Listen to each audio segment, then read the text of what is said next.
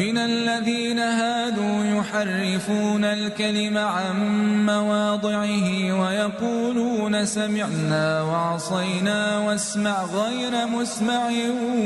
وراعنا ليا بألسنتهم وطعنا في الدين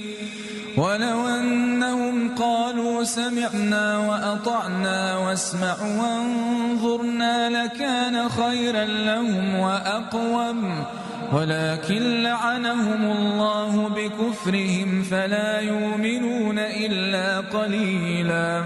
يا أيها الذين أوتوا الكتاب آمنوا بما نزلنا مصدقا لما معكم من قبل أن نطمس وجوها فنردها على أدبارها أو نلعنهم كما لعنا أصحاب السبت وكان أمر الله مفعولا.